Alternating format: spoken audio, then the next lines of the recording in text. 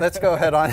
So you had another Yes, topic this is related kind to of Superfish. very related, so it's a good segue here in that, in the wake of the whole Superfish revelation, and Lenovo actually did come out and say, hey, here's a way to get rid of it. We acknowledge that this probably wasn't a great idea. But people have started looking at some of these other HTTPS interception. I forget what they actually call that. There's a library that a lot of them are using. It's like an SSL proxy type of thing or something, toolkit.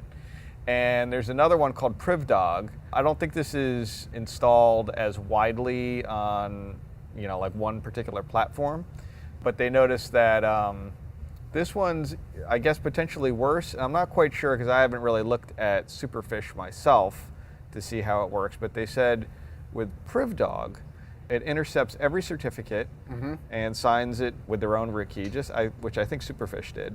But the other interesting part about this is that it will also sign certificates for websites that are not even valid. So if you go to like somebody who has a self-signed certificate, maybe some hacker out there or whatever, a rogue one, they're gonna basically make their own signed as whatever, badguy.com, signed under the PrivDog certificate. Your browser trusts that.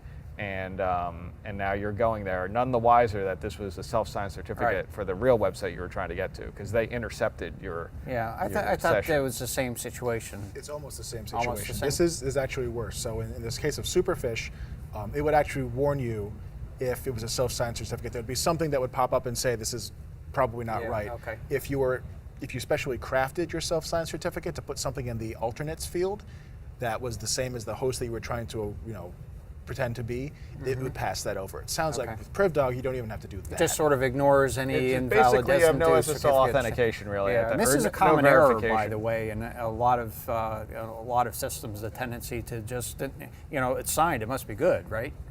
No. No, no, and that's right. I think that's fundamentally Could the case. Be stolen, So it could be expired. You actually have to verify that it's signed correctly, and then check each of the fields in the contents to make sure that, like you said, it's being used for the correct purpose, it's not expired, it actually represents the organization, it hasn't been revoked. Those are important aspects of this whole thing. In fact, the fact that it's signed is really to convey that information that's contained in there is not altered.